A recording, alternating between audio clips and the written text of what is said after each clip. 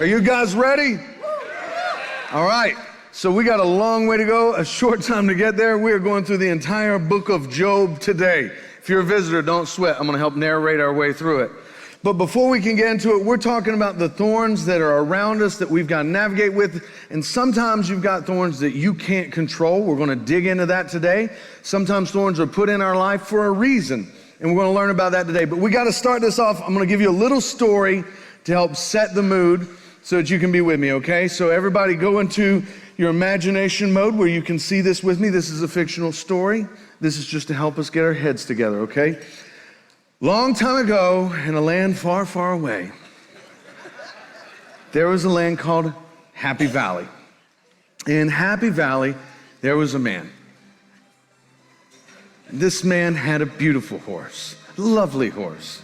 This horse was his best friend. His favorite activity was going with his beautiful horse for a walk in the country. He didn't even ride the horse because he loved this horse, and they were best friends. One day, they had gone on a long walk. It had been wonderful, and he decided he wanted to go in and take a nap, but he wanted his wonderful horse to be able to stay outside and enjoy the beautiful weather. So he ties the horse up to a fence post, and he goes inside and takes his nap while his horse gets to enjoy the weather. While he's inside, though, darkness started to cover the skies. Everything turned gloomy. And the devil came. And the devil slowly made his way up towards the horse. And the horse began to fear. And the horse felt the tension as the devil got ever so close and reached out his nasty, creepy hand towards the horse's bridle. And the horse wanted to win. He wanted to neigh, but nothing would come out. And as his hand got ever closer, he just simply unhooked the bridle and let the horse go, and he was gone. With that moment, the sky began to brighten, everything began to come clear, and the little horsey went trotting off down the street. As the horse trotted down the street, enjoying itself in this beautiful sunshine, it came across a farm. The local farmer right down the road had his harvest ready for the year, and the horsey looked out and saw all the beautiful vegetables that were growing, all the crops, and the horse loved the feeling of it trotted through this garden, stomping down all the vegetation, eating the buffet that was before it, and the horse was having a great time. But the farmer, who had been counting on this crop, looks outside and sees this horse destroying his field, and he grabs his shotgun and runs outside and bam! Shoots the horse. He unalived it right there. As he realizes what he's done, as he goes to look at the culprit that has destroyed his harvest that he was counting on, the gunshot woke the horse owner up, who rises from his bed, looks outside, and the horse is gone, and he runs down the road where the shot came from, and he finds his beautiful horse dead, and the farmer, filled with rage over what has happened, standing over him. The farmer begins to realize what he's done, but it's too late, and the horse owner reacts out of anger, rage, and retribution, and he attacks the farmer and kills him too. Now, while this is happening, the farmer's wife is deeply concerned about what's happened to her husband, and she screams out. Now the horse owner is concerned, and he runs to the barn where the farmer's wife is, and he wants to check on her and explain what happened and why. And as he does, little does he know that she is actually Lizzie Borden, and she pulls out an axe and she kills the horse owner right there in the barn. 40 whacks. As she kills him and leaves him slumped over on a bale of hay, the horse owner's son gets home from school and realizes, my dad's gone, the horse is gone, and he runs to the neighbor's house to see what happened, and there's a dead horse, there's a dead farmer. Oh no, and he hears the scream from the barn, and he runs to the barn, and inside he finds Lizzie Borden in action, his dead dad, and he's overcome with rage. It all just boils out. He doesn't even understand why, but him and the farmer's wife begin to fight, and then she gets killed by him. And in this moment, the boy is filled with inconsolable rage because he's lost everything in his life that mattered to him. And someone tells the other villagers what was taking place between these two houses. The villagers find out what's going on, and they rush to the house of this young man, and they begin as a mob to burn his house down in retribution to make sure this never happens again. The young boy is inconsolable. He's lost everything, and now he no longer has a home. And so he cries out to the devil, and he says, "You You made everyone do all of this. You were the one that made me kill her. You were the one that made her kill my dad, made my dad kill the farmer. And the devil calmly sat back, looked at the young man and all the people of Happy Valley and said, good citizens of Happy Valley, I don't know why you're mad at me. All I did was let the horse go free. Y'all with me right now? A lot of times we blame the devil when the devil's smart enough just to set in motion one chain of event to let our fears and stuff run wild. So today, we're going to dig into this to see if we can understand a little bit better. There are two types of thorns that are in your life. Two types of thorns that you're going to face continually. One is the one you didn't bring it on yourself, but you have the power to remove it. The other is the ones that for some reason you have no control over it, and you've got to learn how to endure it. So let's look at this. There was a thorn in Jesus' life, and he was there from the very beginning of Jesus' ministry. And Jesus would say things like this in Scripture. He would talk to his disciples, and he would say, all of you are going to struggle, but one of you is a devil. And it would say, because he knew from the beginning which one would betray him. He would look at his disciples and say, all of you will fall away of you, but woe to the one who betrays the Son of Man, knowing which of his disciples were going to betray him. He dealt with this thorn, but John's gospel tells us that he loved him to the end. And so the last night when this disciple named Judas was going to betray Jesus, Jesus looks at them and washes their feet in love. And then after the supper, he takes the Lord's Supper, the bread and the wine, and he says, this is my body that's broken for you. Do this to remember me, to remember my love for you, what I'm willing to go through for you.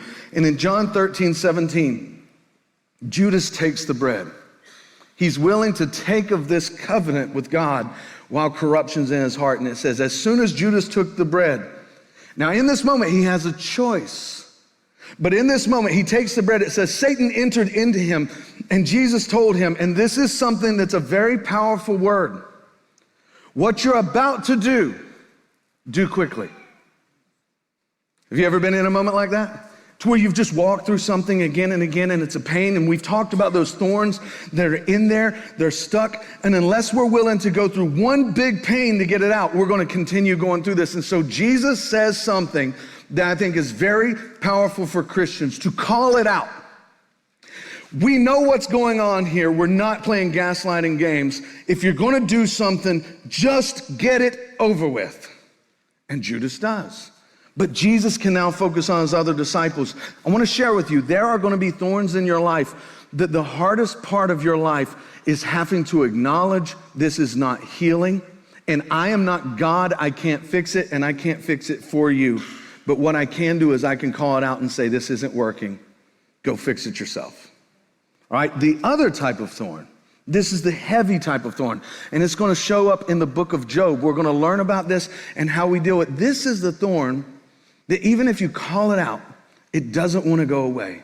Have you ever had a pain in your life, something that's so embedded, and you're like, God, help me with this, take this away, and it feels like even God's not giving you answers? There was a man named Job. And this man was such a good man. He was able to make offerings for other people. If he thought there was a chance they could have sinned, he prayed for them. He helped his community. And in this, he was extremely blessed. So the first thing I want you to realize is blessings are not the sign of righteousness. Are y'all with me right now? Just because a person's wealthy, that doesn't mean God's favor is on them because of their righteousness. Are y'all there right now? All right. It doesn't mean he's against them. It doesn't mean they're bad. They can be a great person and have plenty, but it can be a weakness. And so one day, Job chapter 1, verse 6, the angels came to present themselves before the Lord, and Satan came with them. Now, Job's very confusing to a lot of people, and it's been taught a lot of ways, but we're going to read it like detectives today that are understanding. Are y'all with me right now? The Lord said to Satan, where have you come from? God knows exactly where Satan has come from. We know what Satan's been doing ever since Genesis because he's been leading people into sin. He's been tempting people. The Bible says he was the accuser that stood before the throne night and day. And the Lord says to him, where have you come from? And here's Satan's response: from roaming throughout the earth, going back and forth on it. Let me give you a little insight of what he means. I've been in your creation, putting my stank all over it. You know what I'm saying? Guys, it's like that guy that's always looking at your wife a little too long and then he wants to go out to coffee with her. No, sir. No, sir. You see what I'm saying? I've been all up in your creation. I've been putting my stank all up on all you got. And I want you to see God's response here. You consider my servant Job. Now, when I was young, I always heard this like from negative people, like God just threw Job out there, like he threw him to the wolves and just handed him over to Satan, so that there was like this challenge, like they were making like some kind of a Super Bowl wager on Job. And I want you to see this. God is staking his reputation on his creation. And what he's saying is, you may have been able to attempt some, but I see one man who has so much integrity, you've not been able to get him. Now I want you to see, everybody's opinion in this life is going to be voiced at some point, but no opinion really matters except for God's. But Job doesn't know what's happening in heaven and doesn't hear what God says. Let's look at what God, the judge, says about Job. There's no one on earth like him. He's blameless and upright, a man who fears God and shuns evil. You know what God just did? He just bragged. He just exalted. He just uplifted Job and said, my boy, that's my boy right there. I don't care what you've done in this world. That's my boy right there. You get your stank out there all you want, but he comes back smelling like roses and you smell like boo.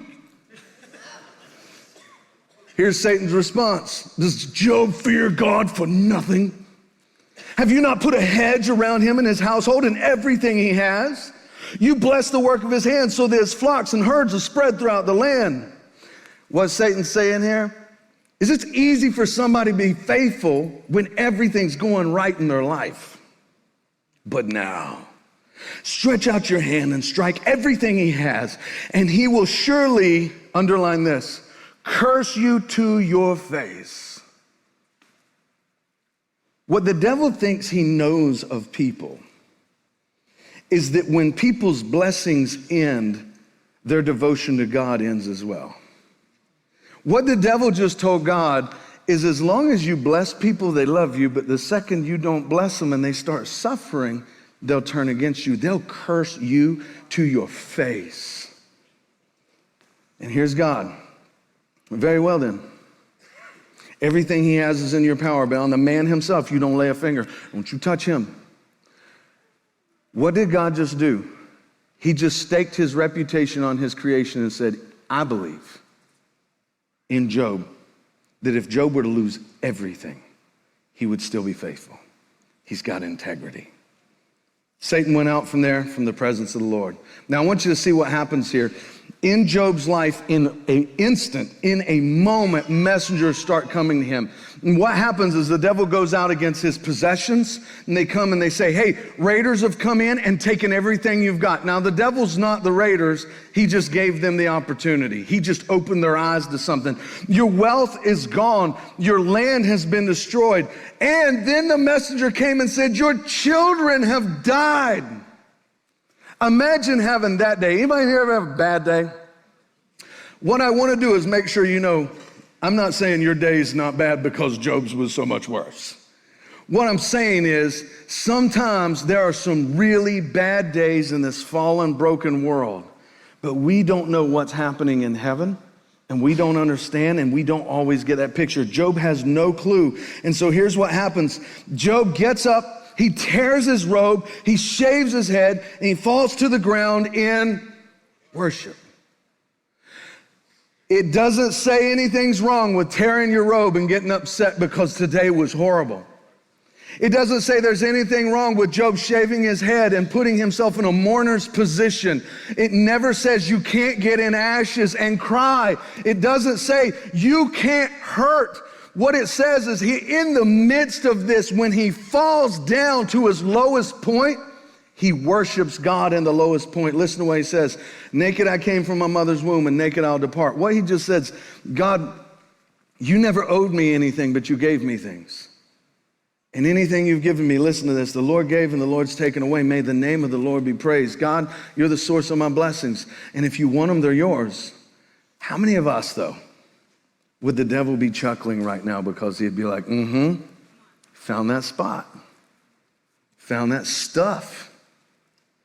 Verse 22, in all this, Job did not sin by charging God with wrongdoing. Let me clarify. You can be upset, hurt, fearful, or worried that stuff has gone away. Don't blame God for it. Check this out. Satan goes back up into heaven, starts talking to God, and same thing, where are you coming from? All through the earth, I got my stank out there. And he says, have you considered my servant Job? There's no one on earth like him. He's blameless and upright, a man who fears God and shuns evil. Again, what's God's testimony about Job? That's my boy right there. That's my boy right there. I don't care what you say. Look at my man. Check him out and listen to this part. And he maintains his integrity. Though you incited me against him to ruin him without any reason. Here's what God just said. Job has integrity, although his life is ruined, and he did nothing wrong.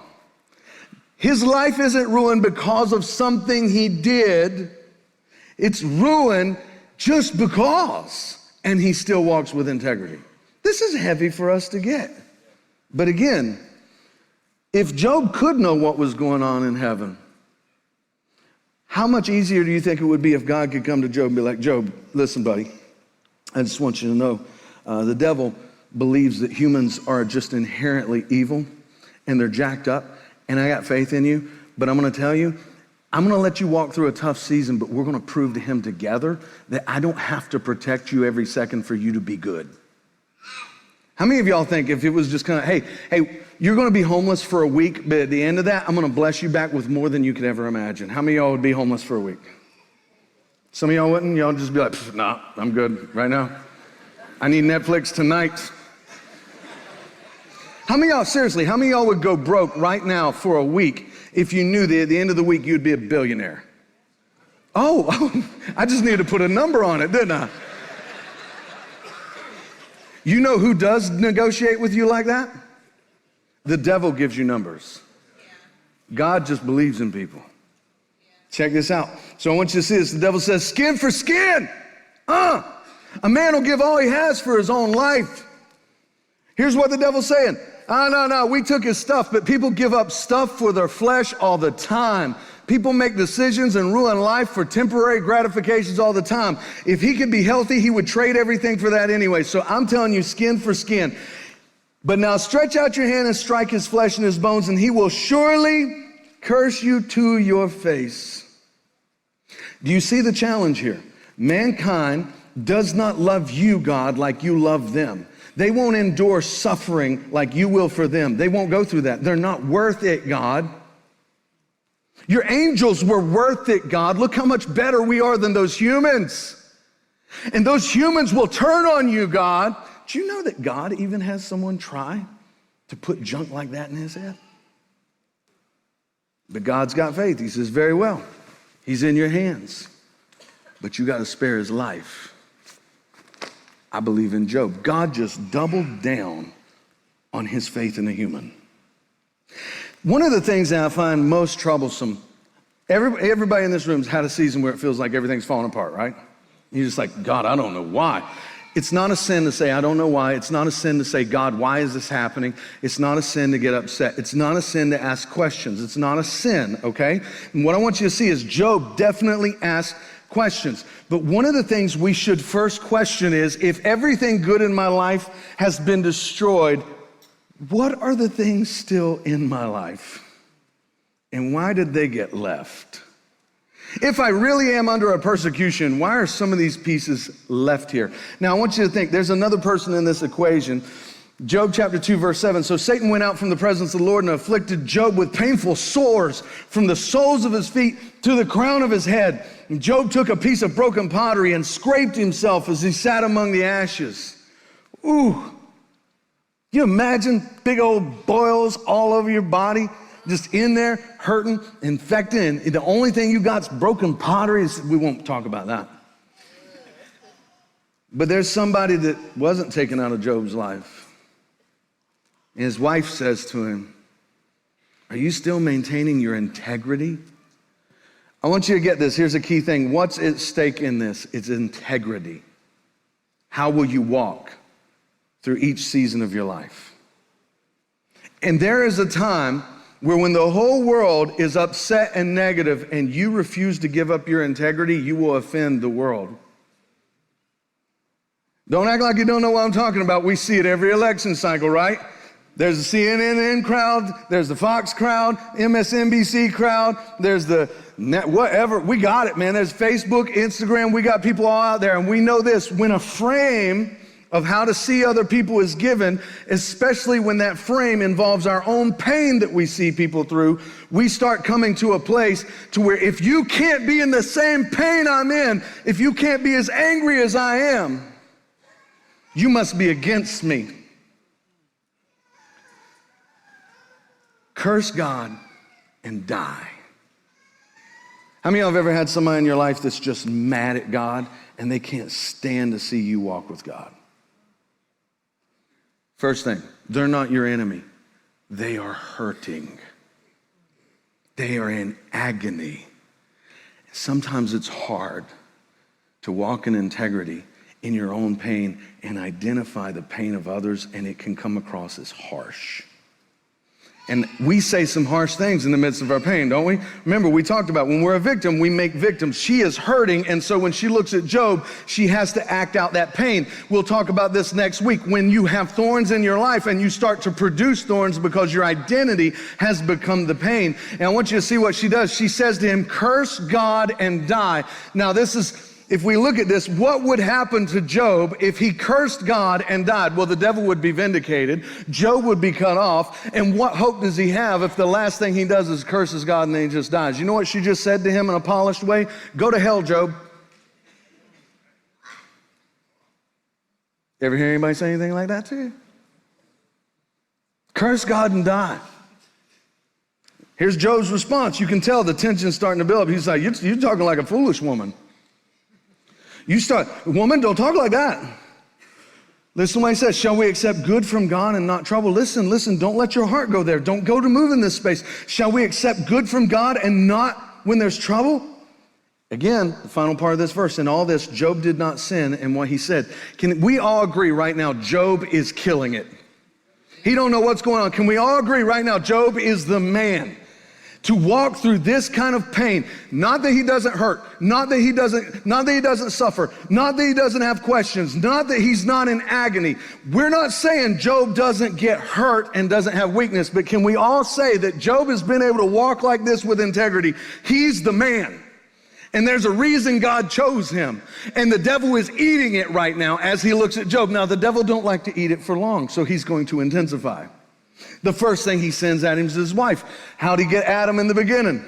Send the person closest to you. Now check this out. We all know, have you ever been in a situation where it's like, man, I could just use a friend right now? How many of y'all have ever had a situation where it's like, man, if I could just have a friend or three? And that, you ever notice friends always show up? Job's got 3 friends, man. The whole world is seeing what's happening to Job. And he's got 3 friends roll up. Their names is Eliphaz, Bildad, and Zophar. Don't trust those names. They all sound like fortunes, right? They're like something you put a quarter in at a boardwalk and they'd be like, First dude walks up, his name is Eliphaz. Job 3:7, he says, consider now, Job has sat here I missed the whole part. We're going to go back to it. Job chapter 2, verse 12. When his friends see him from a distance, they could hardly recognize him. They began to weep aloud and they tore their robes and sprinkled dust on their heads. Sounds like good friends, right? They sit with him for 7 days in silence while he suffers. Sounds like good friends. Or maybe people that love to be identified by your pain, and they got to come get in the ashes too. Just because someone is there, true friends triage the bleeding. Vampires keep it pumping out. A true friend wants to help you heal and move forward.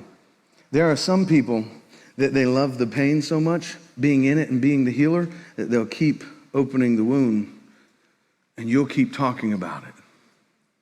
And Job is very much bleeding. Here's what happens. Job chapter 3, verse 7, he starts speaking up and he starts saying, I don't know why this is happening. I've not done anything wrong. Now, let me make another clear line right here. If you've been out smoking crack and you get arrested by the cops and you get taken and your mug shots on the websites, don't sit there and say, I don't know why this is happening to me. God, I don't understand. I'm being persecuted for my faith. Let's all be smart enough not to be that person. But if you're walking through a season, and you may very well walk it, where you don't understand what's going on, learn from Job that it's okay to say, I don't understand what's going on. I've not done anything wrong. But I want you to see this. Here's his friend Eliphaz, these wise friends that show up and they're like, consider who being innocent has ever perished. Where were the upright ever destroyed? As I've observed, those who plow evil and those who sow trouble reap it. You know what he just said? Come on, Job. We know you've done something. Because people don't suffer that haven't done something wrong. That's not true. We get to read heaven's perspective. But how many of y'all grew up in a good old hellfire and brimstone church where people love to talk about people suffering and start pointing out, we know there's sin in their life, look at what's happening to them. God don't let bad things happen to good people. And so we got a whole world out there saying, I don't understand a God that lets bad things happen to good people because they've endured bad things. But they've heard people say, God, don't do that. And they're like, well, then I've endured it and I don't believe in your God. So this man's sitting there, he's like, Job, come on. We know something's happened. You can't be innocent. Here's his next friend, Bildad. Does God pervert justice? Does the Almighty pervert what is right? Listen how harsh he's defending God, and he's accusing Job through what he's saying, like you're saying God is perverting justice. When your children sinned against him, he gave them over to the penalty of their sin. What? My kids are dead and you're going to make it like they were vile to God and God struck them down? While making it seem like that's what God did? Anybody in here ever witnessed pain like that? Then his third friend, Job's been sitting here saying, but I haven't done anything. I haven't done anything. And he goes, are these words to go unanswered? Is this talker to be vindicated? Job was over here in his own little bubble of pain. Y'all came over, put your sackcloth and ashes on, sat down, and now you're mad at him and saying somebody's got to correct this guy. Will your idle talk reduce others to silence? Will no one rebuke you when you mock? Who's Job mocking? You say to God, my beliefs are flawless and I'm pure in your sight. Oh, how I wish that God would speak, that he would open his mouth against you.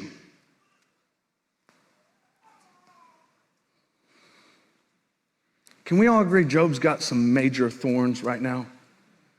He's on his knees. And instead of someone coming over and saying, hey, buddy, how can we help? They think helping is kicking. Let's just beat him into the earth. Why? Why? Because we've seen other people fall and they had sin in their life. And we knew it was all show. Can't be that good, Job. I always knew something had to be wrong there, Job, and I got you. Job tells him, what you know, I also know. I'm not inferior to you. But I want to speak to God, to argue my case with God. You guys just smear me with lies. You're worthless physicians, all of you. If only you would be altogether silent. For you, that would be wisdom. And I want you to see this shift that happens. First, we're going to come into the place of Job, you must have sinned, just acknowledge you've sinned, till they start moving to this other place, and it's like, this is where the heart starts coming out. Job 15, verse 4. You undermine piety and hinder devotion to God. What? You're an embarrassment to the faith, Job. You cause other people to sin. Check out Bildad, 18:20. People of the West are appalled at his fate. Those of the East are seized with horror. Surely such is the dwelling of an evil man. Such is the place of one who does not know God. You know what I just said? People talking about you from the East to the West. Well, how do the people from the East to the West know, brother? Who's been going and talking to all them? Right? Now, I want you, Job ain't left where he's at. Here's what he's saying. Everybody's talking about you, and they all agree with me. Job chapter 20, verse 18 through 20, Zophar starts speaking and he just starts saying, and I'm going to summarize this. You had wealth and reputation, but now you don't. We knew you weren't as good as you looked. Can we all agree right now, my man Job is getting both barrels? Can we all agree my man Job has done nothing wrong? But we're not seeing heaven's perspective right now. We're seeing what happens on earth when we've had jealousy in our heart and we see somebody fall that has made us maybe feel insecure at some point. Job starts speaking in Job chapter 16, and he tells them, man, I've heard a lot of things like this, and you guys are really bad friends. You guys are horrible at comforting somebody. All of you are. Like, none of you should do this for a living. Will your long-winded speeches ever end? Will you ever stop talking? Like, what makes you want to argue so much? And then he says this, I could speak like you if I were in your place. I can make fine speeches against you and shake my head, but my mouth would encourage you. Comfort would come to bring you relief. What he's saying is this, if you were in my shoes, man, and you knew what I knew, you would want peace. I just need somebody that's going to be here for me right now, not be at me right now. And then this shift happens again. They move from a place of false accusations, and it really stirs up the motive of their heart, and now they're lying on him. And here's what Eliphaz says, it's for piety he rebukes you and brings charges against you. You know what he just said? It's time for you to come down a peg. Be humble. Sit down. Be humble. Sit down. Job's like, I wanted to squattle up. Like 5 people are gonna get that. But we're stuck in this situation where it's like, here's the heart. We've been tired of seeing you on a pedestal, Job. Own it, brother. And then he says, is there not wickedness great in you? Are not your sins endless? You demand security. And here's what he goes through. You cheat your family. You cheat people out of clothing. You cheat people that are hungry. You cheat people that are thirsty. You cheat people that need land. You steal from people. You hurt widows. You hurt orphans. What did God say about Job? Did Job do any of these things? I want you to see how our hearts go. When we get the frame right, and we get to a place to where we believe someone is bad, it doesn't take much for the mob to shift to accusations, and people are like, yeah, that's right. They're cheats, they're thieves, they're stealers. Check this out. And they go back and back and back. And Job makes the biggest mistake of his life in this argument. At some point, Job's been saying, hey, you guys are bad at this, but Job should have said, would you guys just leave me? But have you ever noticed sometimes in pain, it's easier to let people around you that are hurting you than to be alone? Have you ever noticed? And so this is that thing that's gaslighting. I'm so desperate not to be alone right now that I'll actually let people abuse me while they're with me. And at some point I start owning it. Now, instead of being able to see that you guys are now lying on me, Job moves to an act of desperation, needing approval by them. And he starts trying to defend himself. And he starts saying, whoever heard me spoke well of me. And those who saw me commended me because I rescued the poor who cried for help and the fatherless. Job should stop. But in this moment, we don't think through because we're so surrounded by thorns. All we want to do is make the hurting stop. Like, please, please, please, please. It's coming from all sides. Let me tell you a great lesson in life. When people have got to the place they'll make false accusations about you, you will say nothing that will ever change their mind. Let me show you Jesus. When they made false accusations about him, it says he remained silent and did not speak. As a sheep goes before the shearers and a lamb before the slaughter, he was silent. Why? Because he knew. I can't change your mind. It's already set. I'll show you by my actions. But Job doesn't do that. Job leans into, I need you to believe me. Job chapter 21, verse 24, he says, how can you console me with your nonsense? Nothing is left for you but answers and falsehood. Now, I want to say this. What made these men think they had the right to attack Job like this? They've already said they've seen it in other people, so they know it's true. But can I share with you something that I think is very real in our world today? Something that's very real. Can I just show you something? And I want you to see this, and I want you to see at what moment it clicks. Here's going back to chapter 4, verse 12. Here's Eliphaz, and he says, "A word was secretly brought to me. My ears caught a whisper of it amid disquieting dreams in the night when deep sleep falls on people." Now, I want you to see this. He comes from Teman, the land of scholars, the land of wise people. That's why he's been sent. And he's here, and these are supposed to be holy men. And he says, "Fear and trembling seized me and made all my bones shake. A spirit glided past my face and the hair on my body stood on end.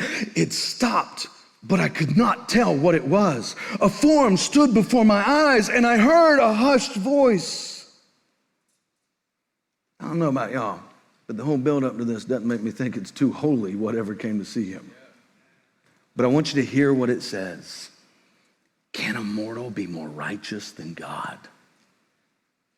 Did Job ever claim to be more righteous than God? Can even a strong man be more pure than his maker? Listen to what it goes on to say. If God judges his angels and holds them in contempt, how much more those who are made of clay? Let's go back to the beginning. They'll turn against you, God.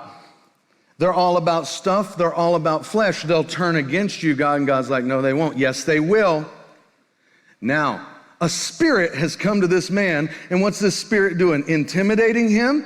There's no case in the Bible where we see an angel belittles human beings and says, can a mortal be more righteous than God? If God would judge his angels and not you, how much more do you think's coming to you, you mere people of dirt? Where do you ever see an angel in Scripture or the Spirit in Scripture belittle people like that? They're God's creation. But yet he's convinced because the Spirit told him. Oh, y'all didn't hit it yet? How many people have gone to a broken person and pushed them down further into the dirt because the Spirit told me to come tell you something? If it's the Spirit of God, it will come from God's Word. I don't want to hear from you about what spirit you've been talking to. I want to hear from the living God about what He has to say about it. Because in heaven right now, God's saying He's blameless, He's upright, He's faithful, and there's no one like Him. I don't want to hear from no messengers of no spirits that got messages from me that think I'm nothing but dirt when God looks at me and sees His image. Are you with me yet? All right, we got to roll. We're out of time. Here we go. Let's move on in this. We got to be careful when people come in the name of the Spirit and the Spirit doesn't line up with what the Spirit wrote down for us to know. God's words are always what's going to give us. And so what I want you to see is there's this shift that starts happening with Job. And Job is saying, he said this one thing the whole time. If only I could talk to God. If only I could talk to God. In Job chapter 9, he looks back and he's like, I'm just a man. I'm just a human. God surely don't hear me. If there was a mediator that could be between me and God, and let me tell you something, that mediator was coming and his name is Jesus because the accuser is no longer at the throne. When Jesus was born, he was cast down, and now there's one since the ascension that says he stands there and he advocates for us, okay? I just want you to see this. Job is longing for something, saying, I want somebody to talk to God for me because I can't do it. And so Job is wasting all his energy talking to people about God, and he's thinking God's not with him because of his suffering. He's got one friend that steps up. Job starts saying, God's got more in store for me. There's pain for me. I'm suffering, and I don't understand why, but God must have turned against me. Because I'm hurting, God must not be with me. And he's got this one friend, Elihu, and Elihu steps up, and he's this young guy, and he says, I've been sitting here letting the old people talk because I thought y'all was smart, but I realized age isn't wisdom. Y'all got to stop judging Job by his pain and start judging Job by his fruit, because sometimes God lets bad things happen to shape a man for the road ahead. That's the young man says that, and he says, but Job, I want to defend you so bad, brother, but the problem's this. You went from being an advocate of God to now someone's blaming God. You let those who came against you in God's name change your opinion about God. Woo! And then God answers. And God has the longest dialogue in the entire Bible in the book of Job. And it's great. And I'm going to summarize this to let you know because it's a huge dialogue. God starts out like this. Job, have you forgot who I am? Do I not control the wind, the wave, the sea? Do I not control everything? Do you think I'm so small, Job, I can't be there with you? Job, you want to talk to me? Man up, gird your loins, and face me like you've been saying. And here's the nutshell of what God says. Job, you've been telling everybody about you and me. You've been talking about me to everybody else, about how you can't. You've talked to everybody but me, Job. Here's the problem, Job. You think because there's suffering in your life, I'm not with you. You think I'm only with you when life is good, Job. You just don't see me in the pain. I'm in the ash with you, Job. I'm in the pain with you, Job. I'm the one in this moment when you're sitting here broken, when all the spiritual world is hoping you'll fall. I'm the one staking my reputation on you, saying, that's my boy. I believe in you, Job. Get back up, Job. I won't forsake you. And somehow you forgot you could speak to me, and you speak about me, Job. You've listened to everybody but me, Job. Now, Job, get back up. Get it back together. And let's do this. What? Job's like, you're right. Dead serious, right? Dead serious. All you gotta do is you just gotta look at Job 38, man. You're right. You're right. You good. All you gotta do is go to Job 42. You're right. I want you to see this. Here's what God says. Job, if you walk with me, I'll pick you back up and things will be better than they ever were in the beginning. I'm proud of you, Job. I'm proud of you. Job messed up, man. But God didn't judge him on he messed up. He judged him on the amount of pressure and the amount of thorns that was poking him. And so he cut through those thorns and said, come to me, Job. Trust me, Job. And he looks at Job's friends and he's like, you know what? Y'all make some sacrifices, some offerings, and if Job prays for you, I'll forgive you. Hey, Job, buddy, so sorry about them things we said. And Job's integrity is he's like, then I pray for you. And God blessed him back with more than he ever had. We don't see what heaven's got happening. We think this moment of horrendous pain is forever. And we think God's not with us because we're hurting, but we forget God knows pain and he's with us in the pain more than we could ever imagine. I want you to get this, Ephesians chapter 6. The Apostle Paul, who understood thorns in his life from Satan. I want you to understand this. Put on the full armor of God so that you may take your stand against the devil's schemes. Hold up one finger. There's stand one time right there. This is what God's asking you to do. He's just wanting you to get back up. For our struggle is not against flesh and blood, but against the rulers, against the authorities, against the powers of this dark world, and against the spiritual forces of evil in heavenly realms. Let me share something with you. Job's enemies are not his friends. Job's enemies are not flesh and blood. His enemy is the man that unhitched the horse, that exposed what's deep inside of us. But we can choose how to react when the horse is off the leash. Put on the full armor of God so that you can take your stand, because our battle is not human beings. Our battle is something that comes from a spiritual realm. Therefore, put on the full armor of God, not pieces of it, not some of it, not just the parts you think you need, but he has to be Lord of all of it, so that when the day of evil comes, not if it comes, it's coming, you may be able to stand your ground. And after you have done everything, after you've done, has anybody in here ever been in a place where you feel like I ain't got nothing left? I've done everything. I've done all I know to do. I've exhausted all my thoughts. I've exhausted every resource in front of me. God, I don't know what to do. God, I'm done. I'm ready to tap out. Here's what the armor of God is for. When you've done everything, to stand. Would y'all stand up with me right now? There are some thorns that they seem like they're going to be here forever. They seem like we'll never get past them, but the problem is those thorns are so distracting, they get us focused on them and not on him. And I know life's not fair. I know life's hard, but maybe, just maybe, the reason you've walked through so much is because God sees so much in you. Maybe you are proving to the forces of hell what humans are really like, why God even made us, why God would send his son for us, why God calls us his children. Maybe his reputation is on you, and how you walk this is going to be eternity shaking, because he believes in you. But here's the thing, He's with you. Don't talk to others about him. Talk to him. Ask questions. Cry.